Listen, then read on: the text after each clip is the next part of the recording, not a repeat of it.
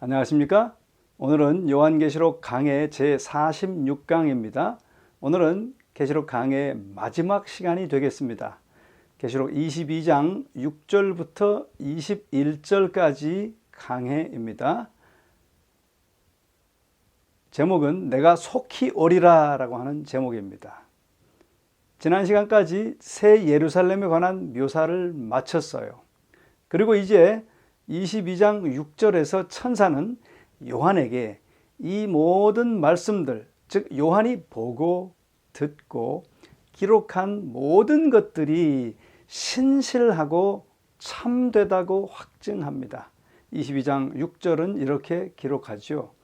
또 그가 내게 말하기를 이 말은 신실하고 참된지라 주 곧 선지자들의 영의 하나님이 그의 종들에게 반드시 속히 되어질 일을 보이시려고 그의 천사를 보내셨도다 라고 기록합니다.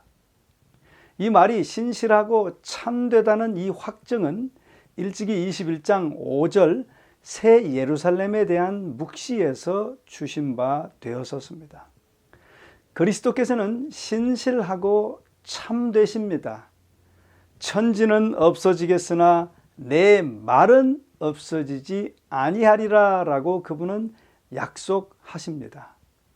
천사는 그리스도께서 신뢰할 만한 분이신 것처럼 요한계시록의 예언들은 신뢰할 만하다는 것을 여기서 한 번 더 강조하고 있습니다.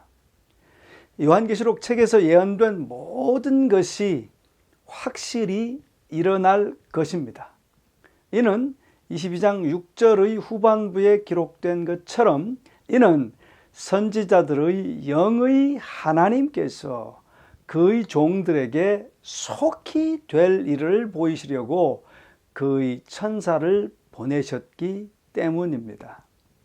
여기 이 말씀에서 선지자들의 영의 하나님이란 말은 계시록 19장 10절에 대한 직접적 인유로서 선지자들의 마음을 감동시킨 하나님을 의미합니다. 이 말씀은 요한에게 계시로 보인 것들은 구약의 선지자들을 감동시키신 그 하나님께서 주신 것임을 확증해 주고 있습니다. 그러므로 그것들, 즉 구약이든 계시록이든 둘 다 동급의 신실하고 참된 것으로 취급되어야 합니다.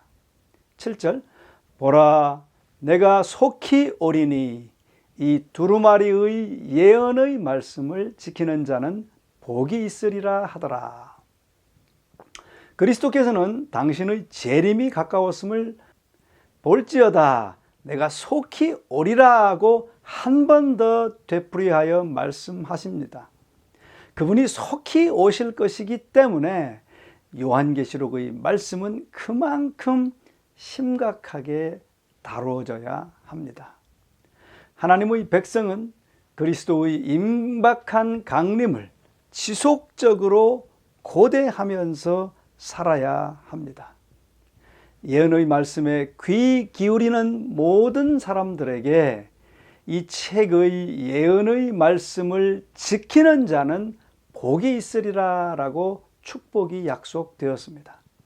이 말씀은 요한계시록에 나오는 6번째의 축복으로 계시록 1장 3절의 반복입니다. 이 말씀처럼 요한계시록의 내용을 아는 것만으로는 충분치 않습니다. 우리는 그것을 마음에 새겨야 하겠습니다. 그리스도의 재림 전에 큰 기만이 있을 것이에요. 그러나 요한계시록의 경고의 기별에 유의하고 그것을 지키는 자들은 그 기만으로부터 보존되는 복이 있을 것입니다.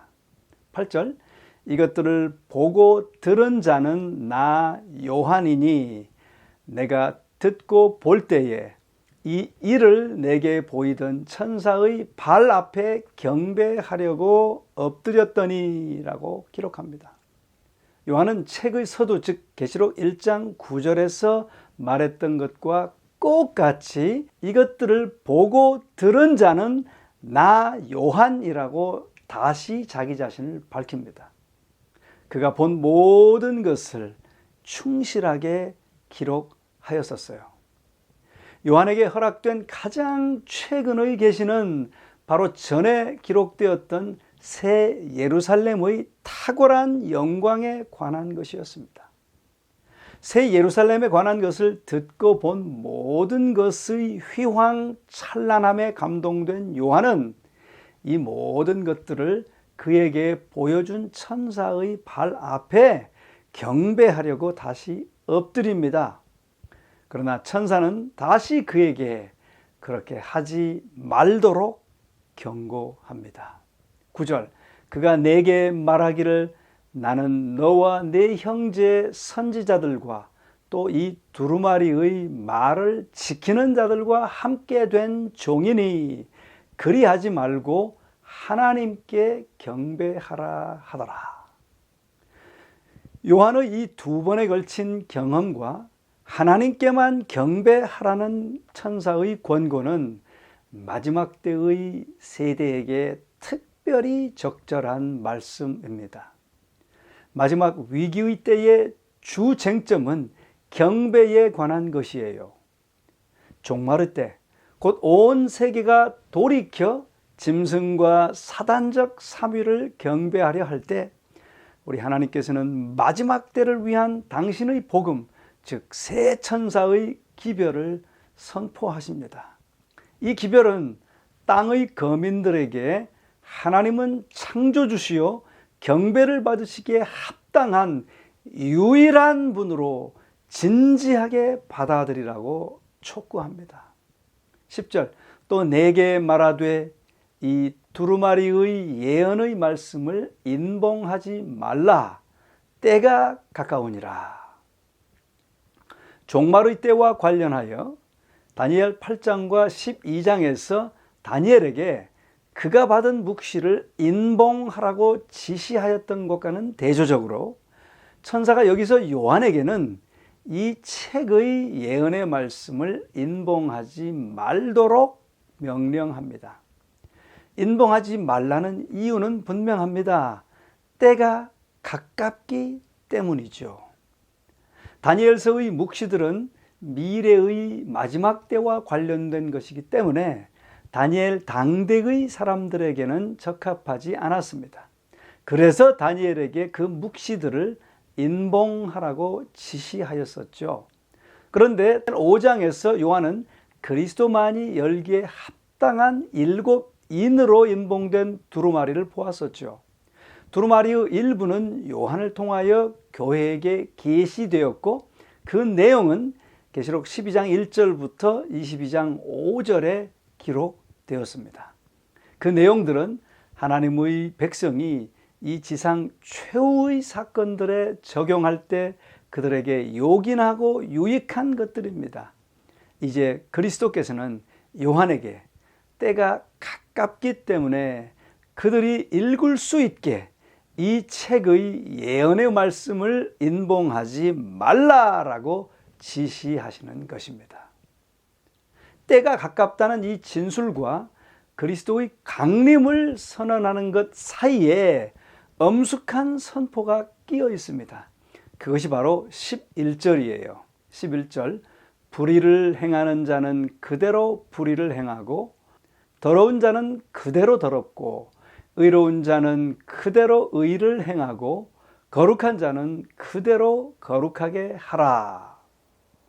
자, 예언의 말씀을 진지하게 받아들이는 자들은 연단을 받아 스스로 정결케 하고 희게 할 것입니다. 그런데 어떤 사람들은 당분간 복음을 저항할 수도 있어요. 그러나 마침내 11절의 판결이 선언될 것입니다. 그러면 돌이키기에는 너무 늦을 것이에요.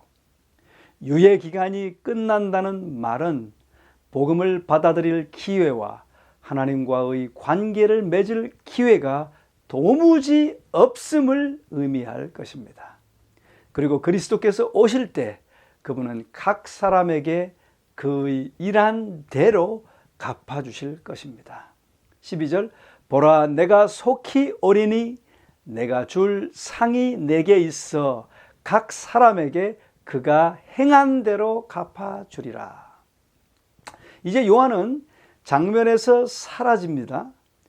그리고 계시록의 결론은 그리스도의 본인에 의하여 맺어지는 모습입니다.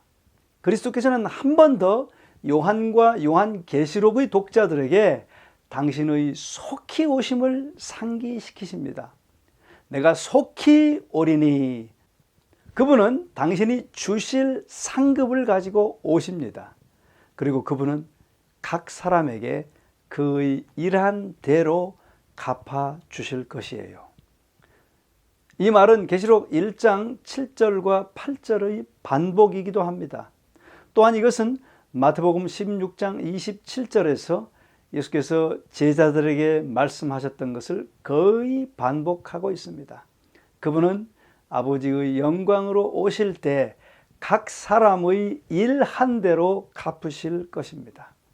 이 말은 종종 바울에 의해서도 반복되었었습니다. 로마서와 고린도서에 기록되어 있어요. 자, 그런데 이 행한 대로 갚아주리라는 말씀에서 행한 대로라는 말은 사람이 행위로 구원받음을 의미하는 것은 아닙니다. 요한은 요한계시록의 다른 곳에서 구원이 하나님의 선물이라는 신약의 명백한 가르침에 동의하고 있습니다. 그러나 구원은 은혜로 말미암는 것인 반면 심판은 행위에 따른 것입니다. 행위는 개인의 구원과 그리스도와의 관계에 대한 가장 강력한 증거이기 때문입니다. 그리스도를 만나고자 하는 우리의 염원은 바른 삶을 살도록 자극할 것이에요. 영감의 글은 그것을 다음과 같이 표현하였습니다. 하늘의 구름을 타고 인자가 곧 오실 것이라는 믿음은 진정한 그리스도인들이 생애의 일상적인 일을 부주의하거나 등한시하도록 만들지 않을 것이다. 그리스도의 속히 오심을 바라보며 기다리는 사람들은 게으르지 않고 사업에 있어서 부지런할 것이다. 그들의 사업은 부주의하거나 부정직하게 행해지지 않을 것이며 신뢰할 만하고 신속하고 완전하게 행해질 것이다. 이생의 일에 대한 부주의한 무관심이 그들의 영성과 세상과의 분리에 대한 증거라고 스스로 아첨하는 자들은 큰 기만에 빠져 있다. 그들의 성실성, 신실함과 고결함은 현세적인 사물에 의해 검증되며 입증된다. 만일 그들이 작은 것에 신실하다면 그들은 큰 것에도 신실할 것이다 라고 기록되어 있습니다. 다시 오셔서 각 사람에게 그 일한 대로 갚아주시겠다고 약속하시는 분은 알파요 오메가요, 처음과 나중이요 시작과 끝이십니다. 그분은 인간 역사의 처음이요 끝이시에요. 그리고 그것을 13절 말씀에 분명히 기록해주고 있습니다. 나는 알파와 오메가요, 처음과 마지막이요 시작과 마침이라. 그분은 무엇이 미래를 이끌며 역사의 진로를 궁극적으로 통제하시는지를 아십니다. 성경적 관점에서 역사는 그리스도로 인하여 의미 있게 시작하며 그분으로 인하여 의미 있는 결론을 내리게 될 것입니다. 바울은 빌립보인들에게 너희 속에 착한 일을 시작하신 이가 그리스도 예수의 날까지 이루실 줄을 우리가 확신한다라고 기록하였습니다. 그분 때문에, 그분으로 말미암아 미래에는 소망이 있게 되는 것입니다. 14절 자기 두루마기를 빠는 자들은 복이 있으니 이는 그들이 생명나무에 나아가며 문들을 통하여 성에 들어갈 권세를 받으려 함이로다. 자, 14절과 15절은 도성에 들어갈 권리를 가지고 있는 자들과 그렇지 못한 자들에 관하여 말합니다. 먼저 14절은 성에 들어갈 자들에 관해서 말해주고 있어요. 그 두루마기를 빠는 자들은 복이 있으니 라고 기록하는데요. 이것은 요한계시록에 나오는 축복 중 7번째요 마지막 축복입니다. 그리스도의 피로 씻은 두루마기는 새 예루살렘에서 살기 위한 조건이지요. 이런 개념은 신약 전체뿐만 아니라 요한계시록의 가르침에도 잘 들어맞습니다. 빛나고 깨끗한 두루마기는 성도들의 옳은 행실을 말합니다. 이사야는 그가 구원의 옷으로 내게 입히시며 의의 겉옷으로 내게 더하신다라고 외쳤었습니다. 두루마기를 빨아 그것을 희게 하는 것은 그리스도의 피에 의해서만 가능합니다. 어린 양의 피로 씻은 자들만이 생명나무에 접근할 수 있으며 문들을 통하여 도성 안으로 들어갈 수 있을 것입니다. 하나님의 백성이 구원을 받고 그들이 새 예루살렘에 들어가는 것은 그리스도께서 그들을 위하여 행하신 일의 결과, 즉 그리스도께서 그들을 위하여 행하셔서 성도들이 옳은 행실을 하는 것이지 그들이 자신들을 위하여 행한 일의 결과가 아닙니다. 이제 그리스도께서는 새 예루살렘에서 배제되는 사람들을 다음 15절에서 열거하십니다. 개들과 점술가들과 음행하는 자들과 살인자들과 우상 숭배자들과 및 거짓말을 좋아하며 지어내는 자는 다 성 밖에 있으리라 라고 기록합니다. 이미 두 개의 유사한 목록이 계시록 21장에서 일찍이 언급되었었어요.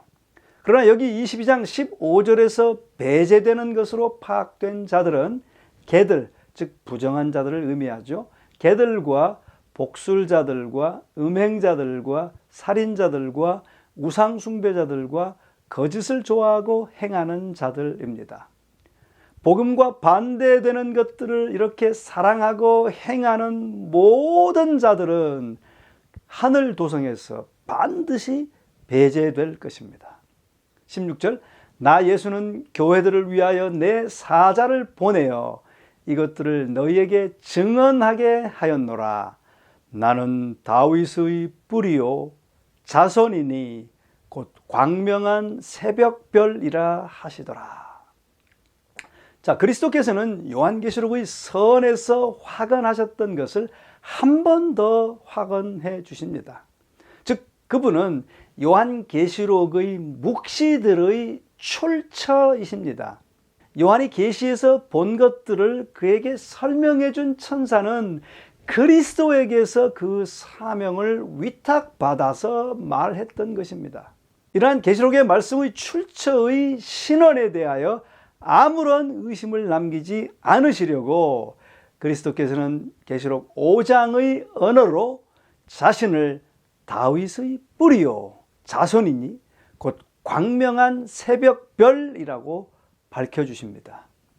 메시아이신 그리스도는 다윗의 뿌리로서 모든 예언의 성취이십니다. 즉 모든 권세와 주권이 그분에게 주신 바 되었다라고 하는 것입니다. 또한 두아디라 교회의 이기는 자들에게 새벽별, 즉 그리스도 자신이 약속되었었습니다. 그분은 오랫동안 기다렸던 새 시대, 곧 땅에서 시작되는 하나님 왕국의 여명, 새벽별빛 여명이신 것입니다. 17절, 성령과 신부가 말씀하시기를 오라 하시는도다. 듣는 자도 오라 할 것이요 목마른 자도 올 것이요 또 원하는 자는 값없이 생명수를 받으라 하시더라. 여기서 성령과 신부가 말씀하시기를 오라 하시는도다 라고 기록하고 있어요. 이 말씀은 신부, 즉 교회를 통한 성령의 부르심을 듣고 그것에 응하는 자는 누구나 다른 사람들에게 그리스도께로 나와서 구원을 받으라고 촉구하기 시작할 것이다 라고 하는 것입니다.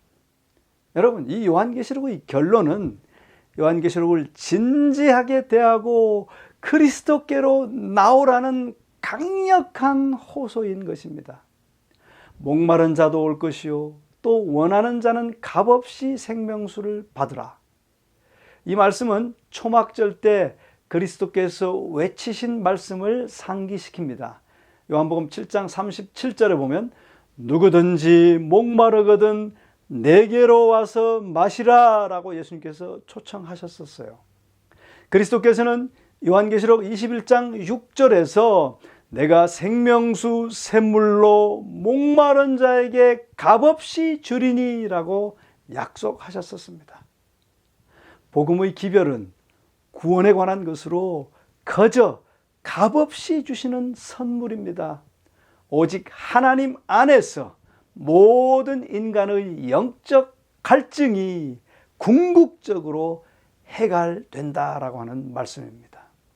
18절 내가 이 두루마리의 예언의 말씀을 듣는 모든 사람에게 증언하노니 만일 누구든지 이것들 외에 더하면 하나님이 이 두루마리에 기록된 재앙들을 그에게 더하실 것이요.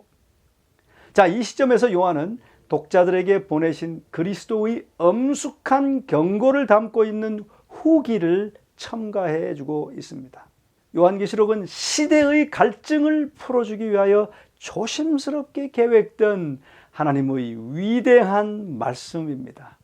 그러므로 책의 내용을 함부로 고치며 교훈을 왜곡하고 곡해하는 것은 아주 위험한 일입니다. 요한계시록과 어떤 방식으로든 만나게 된 사람은 만일 누구든지 이것들 외에 더하면 하나님께서 이 책에 기록된 재앙들을 그에게 더하실 터이요 라는 경고를 받습니다. 또한 그가 이 책의 예언의 말씀에서 제하여 버리면 말씀을 첨가한 자와 같은 죄를 짓는 것입니다. 19절 만일 누구든지 이 두루마리의 예언의 말씀에서 제하여 버리면 하나님이 이 두루마리에 기록된 생명나무와 및 거룩한 성에 참여함을 제하여 버리시리라 라고 기록합니다. 만약 더하거나 제하면 하나님께서 이 책에 기록된 생명나무와 및 거룩한 성에 참여함을 제하여 버리시리라고 분명히 말하십니다. 분명히 그 죄의 그 형벌입니다. 그리고 그것은 엄중합니다. 이 그리스도의 경고는 축자 영감의 개념과 관련해서 요한계시록의 단어 자체를 고치는 것에 대하여 말하는 것이 아니에요. 오히려 그것은 자신의 목적에 맞추기 위하여 개인의 사상이나 견해를 억지로 본문에 집어넣어 계시록의 가르침을 곡해시키는 것을 말하고 있습니다. 20절 이것들을 증언하신 이가 이르시되 내가 진실로 속히 오리라 하시거늘 아멘 주 예수여 오시옵소서라고 기록하고 있어요. 마지막으로 그리스도께서는 요한계시록의 독자들에게 당신의 신속한 강림을 상기시켜 주십니다. 내가 진실로 속히 오리라. 요한계시록의 중심 기별이 갖는 중요성을 깨닫는 사람들은 모두 간절한 마음으로 이 말씀처럼 아멘 주 예수여 오시옵소서라고 반응할 것입니다. 21절 주 예수의 은혜가 모든 자들에게 있을지어다. 아멘. 그리스도의 재림을 기다리는 자들에게 하신 그분의 마지막 말씀을 통하여 그리스도께서는 그분의 은혜를 또다시 베풀어 주십니다. 주 예수의 은혜가 모든 자들에게 있을지어다. 여러분, 바야흐로 세상에서 일어나려는 사건들에 대한 온갖 혼란과 두려움의 와중에서 요한은 하나님의 백성의 유일한 소망은 그리스도의 은혜 안에 있음을 그들에게 상기시키며 책을 끝맺고 있습니다. 그들을 위한 그리스도의 은혜는 촉합니다.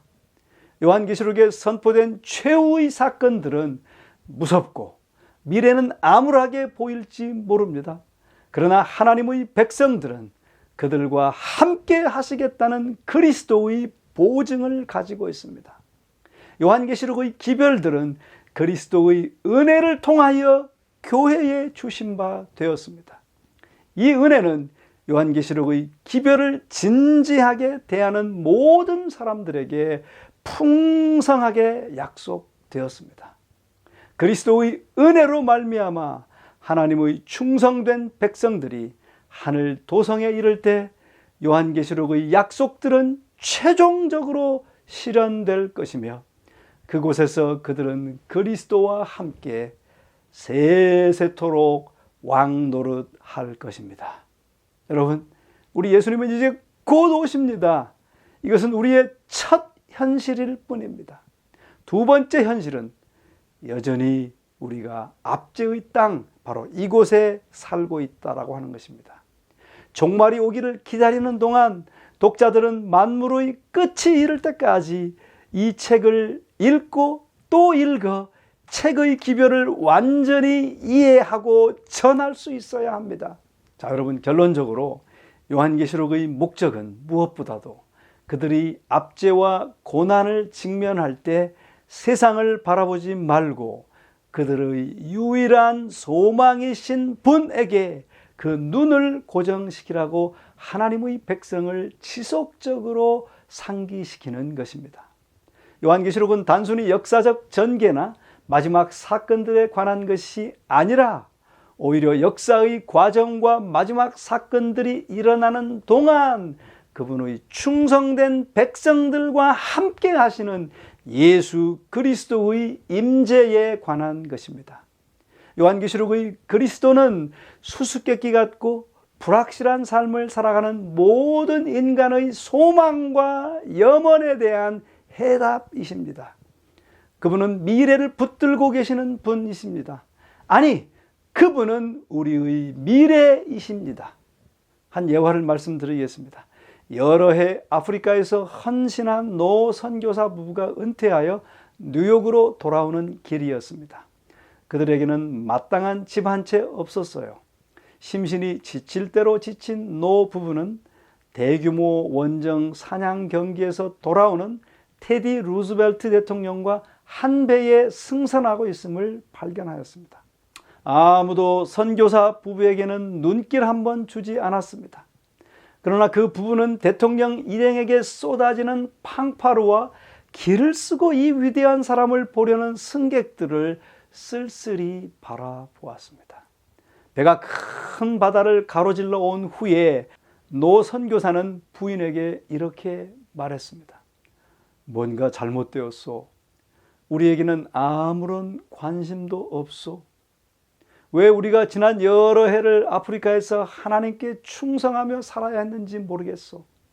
저 사람은 사냥길에서 돌아올 뿐인데 모든 사람이 저렇게 대대적인 환영을 하고 있소. 그러나 아무도 우리에게는 눈길 한번 주지 않는구려. 그 부인이 이렇게 말했어요. 여보, 그렇게 생각하지 마세요. 그러나 선교사는 또 이렇게 말했어요. 그렇지 않소. 뭔가 잘못된 것 같소. 이제 배가 이윽고 뉴욕에 입항하였을 때 대통령을 영접하기 위하여 밴드가 기다리며 시장을 비롯한 여러 고관들도 대기하고 있었습니다. 신문 기자들은 대통령의 도착 소식을 취재하기 위하여 저마다 분주히 뛰어다녔습니다. 그러나 아무도 이 선교사 부부에게는 눈길조차 주지 않았습니다. 이튿날부터는 그 도시에서 생계를 꾸려나갈 만한 무슨 수가 있기를 바라면서 노 선교사 부부는 맥없이 배에서 내려 이스트사이드 거리의 허름한 아파트를 찾아 나섰습니다. 그날 밤 노 선교사는 마음이 상해 아내에게 또 투덜거렸습니다. 이런 대접을 받아들일 수 없소. 하나님께서는 공평하지 못하오. 그 아내가 이렇게 또 대답했어요. 방에 가서 하나님께 기도드려보지 그래요. 얼마 후 침실에서 나온 그의 얼굴은 방금 전과는 완전히 달라져 있었습니다. 그 아내가 물었어요. 여보, 무슨 일이 생겼죠?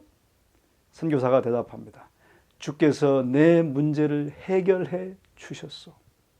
대통령은 그토록 열렬히 환영받는데 우리 고향에서는 아무도 맞아주는 사람이 없어 얼마나 가슴이 쓰라렸는지를 주님께 토로하였소. 내가 그 말을 마치자 주께서 마치 자신의 손을 내 어깨에 얹으시고 이렇게 말씀하시는 것 같았소. 그러나 내 아들아, 너는 아직 집에 당도하지 않았단다. 그렇습니다, 여러분. 분명 요한계시록은 그런 책입니다. 요한계시록의 목적은 전 역사에 걸친 하나님의 백성에게 이 세상은 그들의 집이 아님을 상기시켜 주기 위함입니다. 그리스도인들이 그리스도와 복음에 충성하느라 압제와 무서운 반대를 겪으면서 삶의 고난을 경험할 때 그들은 아직 본향에 당도하지 않았다는 사실을 명심하게 되시기를 간절히 바랍니다. 그러나 본향에서 환영받을 그날이 속히 오고 있습니다. 온 하늘은 그들을 환영하기 위하여 그곳에 있을 것입니다. 아멘. 주 예수여 오시옵소서. 다 함께 기도하시겠습니다. 사랑의 우리 아버지 하나님, 귀한 요한계시록의 말씀을 통하여 우리 주께서 우리를 얼마나 사랑하시며 얼마나 눈동자같이 돌봐주고 계시는지를 깨닫게 하시니 감사합니다. 이 놀라운 복음의 계시록 말씀들을 우리 잘 연구하고 깨닫게 하시며 마음이 벅차 환희 가운데 이 놀라운 기별들을 증거할 수 있도록 도와주시옵소서.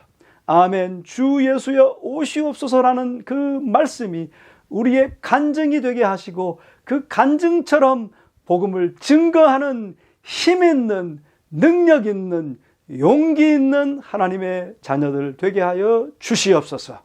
예수님의 이름으로 간절히 축원하옵나이다. 아멘.